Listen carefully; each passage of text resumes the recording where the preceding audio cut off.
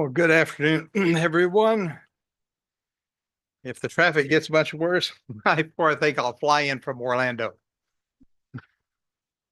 Maybe better coming the other way.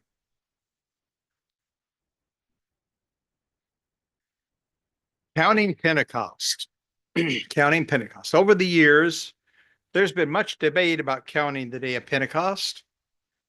Some have said that the Greek word Pentecost means count 50. While this is not technically correct, Pentecost merely means 50th, and it is the 50th day of the Feast of Weeks. You know, when Mr. Faulkner sends out the Pentecost count, he keeps track of the weeks because that's really what we're told to count here.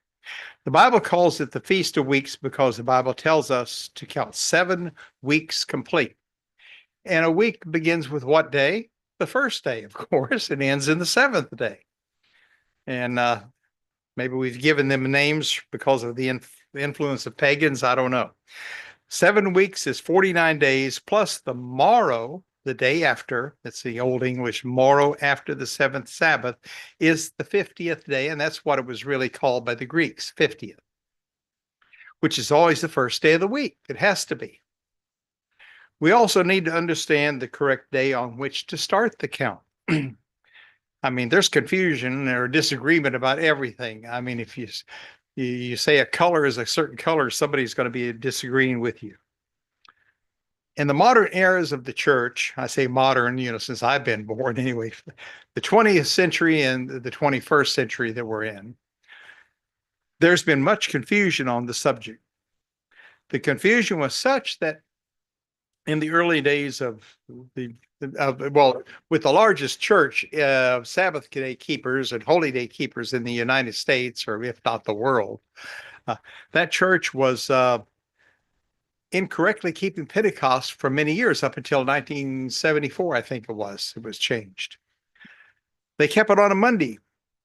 When I first came into contact with the Church of God, this was the custom that I was taught. And it was quite some time before I even began to question or wonder what was, how it made sense. So you see, I've been guilty of keeping Pentecost on the wrong day too for many years. Leviticus 23, I'm going to read verse 11 and then jump to 15, 16. And let me see, because I didn't put that down. 11.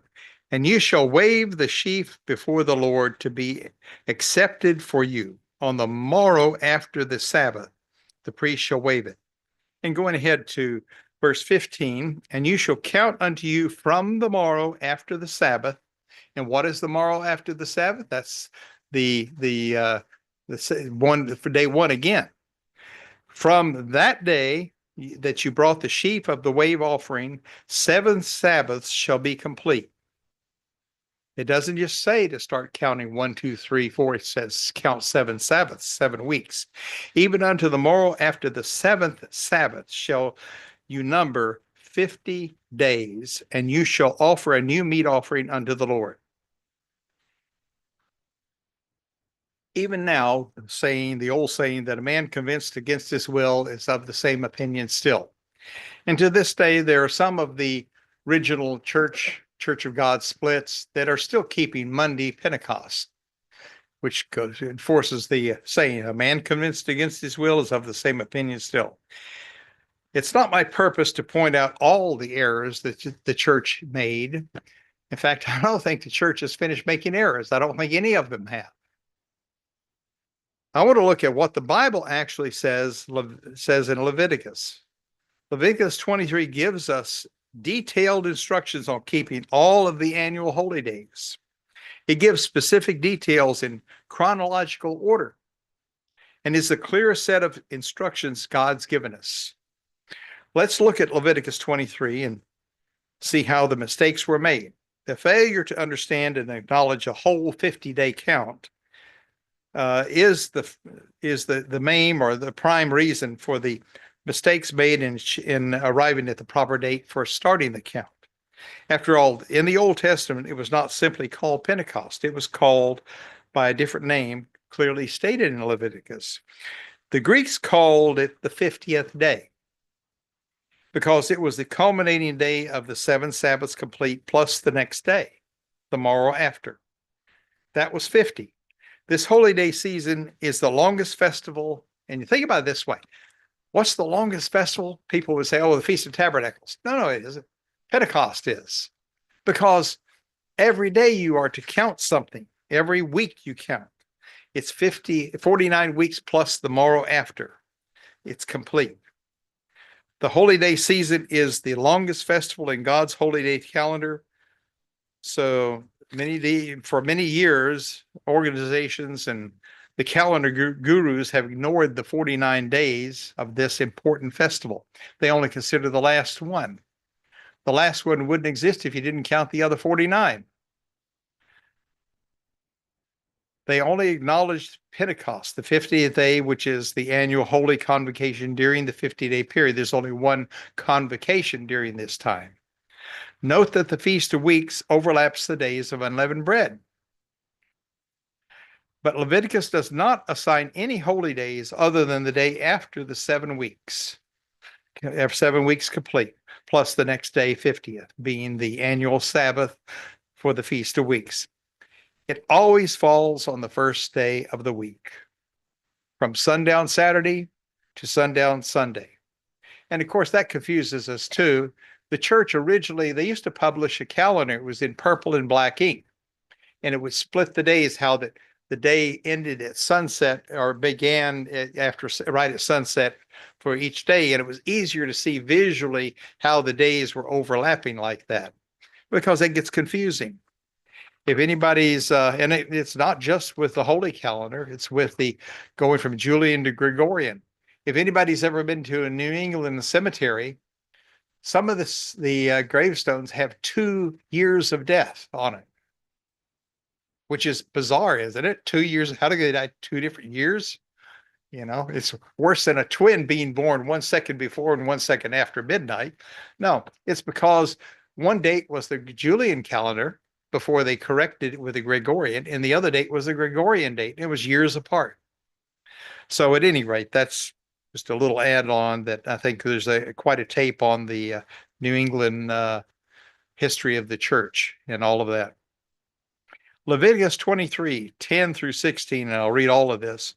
Speak unto the children of Israel and say to them, when you are come into the land which I give to you, you shall reap the harvest thereof when you shall bring the sheaf of the firstfruits of your harvest unto the priest. And he shall wave the sheaf before the Lord to be accepted for you. On the morrow after the Sabbath, the priest shall wave it. First day of the week. You start with the first day of the week.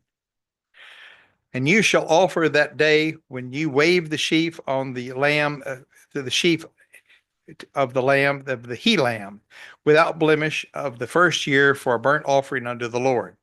And the meat offering thereof shall be 2/10 of a deal of fine flour mingled with oil, an offering made by fire unto the Lord for a sweet savor. And the drink offering thereof shall be of wine, the 4th part of a hin. And you shall eat neither bread, nor parched corn, nor green ears, until the selfsame day that you have brought an offering unto your God. It shall be a statute forever throughout your generations in all your dwellings. And you shall count unto you from the morrow after the Sabbath, from the day that you brought the sheaf of the wave offering, 7 Sabbaths shall be complete. Even unto the morrow after the 7th Sabbath shall ye number 50 days, and you shall offer a new meat offering unto the Lord.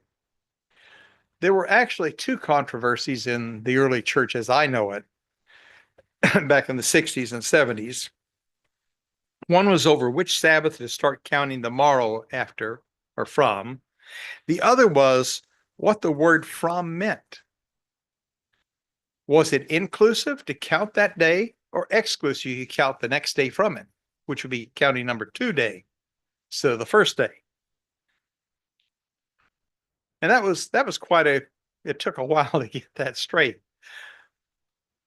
Excuse me. By 1974, it was settled within the church, and the Pentecost count was determined to start with the morrow after the Sabbath. Thus, the 50th day would always fall on the first day of the week, Saturday sunset to Sunday sunset. So we have clear details on how to count the 50-day long Feast of Weeks. And I kind of prefer the Feast of Weeks name rather than Pentecost. In verse 15, it tells us to begin the count from the morrow after the Sabbath in the days of unleavened bread. It plainly tells us to count off the 7 Sabbaths or 7 weeks, excuse me, that follow it.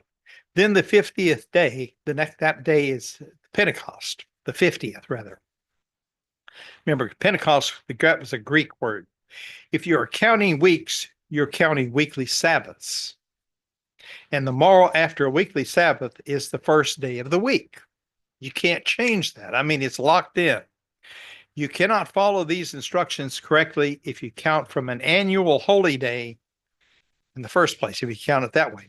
To meet the criteria of verse 15, you must count off 7 weekly Sabbaths. And the week starts with day 1 and ends with day 7. And 7 of those is 49. And then from the morrow after that has got to be the first day of the week, which is what we call Sunday, is technically the observance from sunset Saturday to sunset Sunday. And talking about a man convinced against his will. Look how hard it is for us to say things to the best of our ability in a biblical way. We still call it Saturday, Sunday, Monday, and all of these days. You know, we're kind of locked in, I guess. And we're not even trying to be locked in. So counting the weeks is why it's called the Feast of Weeks. We're instructed to count 7 complete weeks from one Sabbath to another. Pentecost, the 50th day, always falls on the day after the last Sabbath. Thus, you have back-to-back Sabbaths. You have a weekly Sabbath with an annual Sabbath back-to-back. Leviticus 23:15 says, 7 Sabbaths shall be complete, and the 50th day was the last day of the Feast of Weeks. It fell right after the 7th Sabbath. This is counted exactly the same way that the Jubilee, and I never thought about this, the Jubilee is counted the same way. Now, if you want an issue to contend over is, why no one's keeping the Jubilee, really. But it's there. That the Jubilee starts with sabbatical years, how they were counted. Leviticus 25:8 says to count off 7 Sabbaths of the years, 49 years. And the 50th year was the release year or Jubilee. So you can see that this system of counting Pentecost is consistent with God's system of counting the weeks.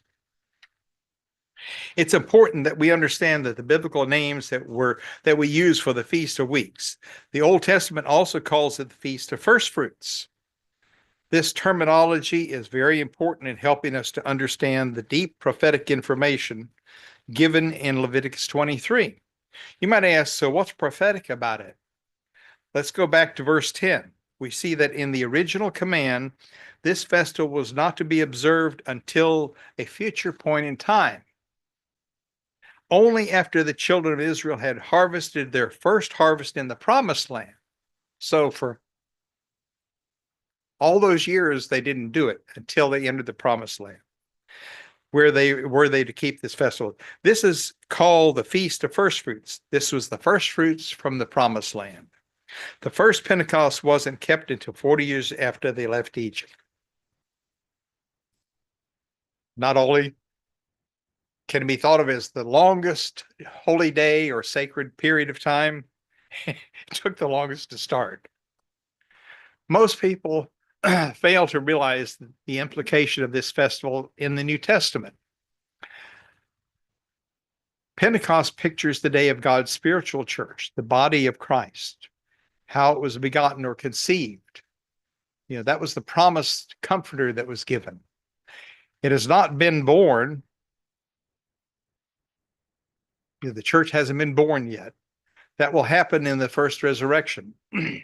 Prior to Jesus Christ's death, burial, and resurrection, there were no first fruits, not in a spiritual sense. Romans 8:28-30 says, for those God foreknew, he also predestined to be conformed to the likeness of his Son, that he might be the firstborn among many brethren. So you can plainly see why the term Feast of First Fruits is so important to the New Testament church.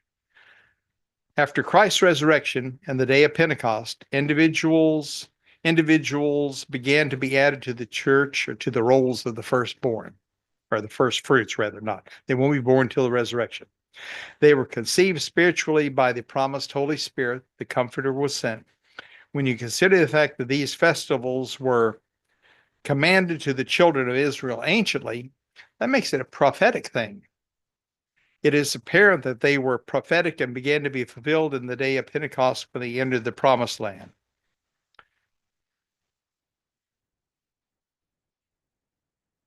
As the roll book of the first fruits is open, it's still open until the resurrection, till Christ returns.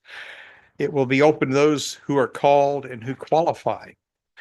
The name Feast of Weeks is used primarily to show us how to count the feast.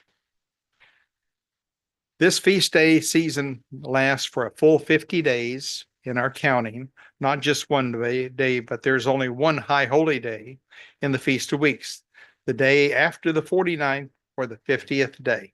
I'm repeating some of this to kind of emphasize that keep this in mind and don't let anybody confuse you over how it's counted. As God's people, we should be mindful of the deep spiritual meaning and reflect as that meaning during the entire 50-day period.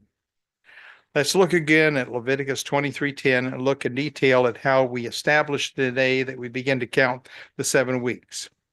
God's instruction is on the first day of the Feast of Weeks, which is the wave sheaf, which is the morrow after the Sabbath during the days of unleavened bread.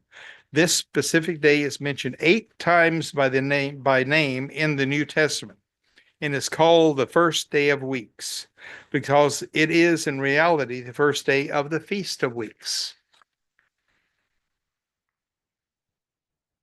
The first day of the Feast of Weeks is also called the day of the wave sheaf.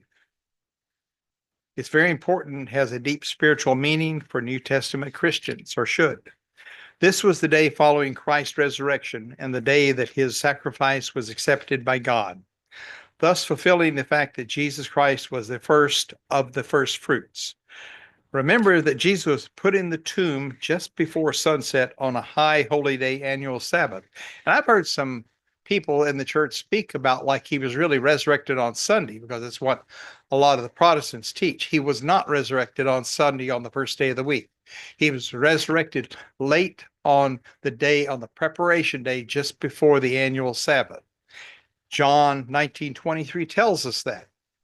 The Jews, therefore, because it was the preparation day, that the body should not remain upon the cross on the Sabbath day. For that Sabbath day was a high day. It was a high day. They besought Pilate that their legs might be broken and that he might be taken away. So he was dead, taken down from the crucifix, the cross, the stake, and just before sunset, they got him in the grave because that was the rules they had to go by. A last comment for your consideration. Please take a new look at the book of Hebrews and understand that it is truly the epistle to the firstborn.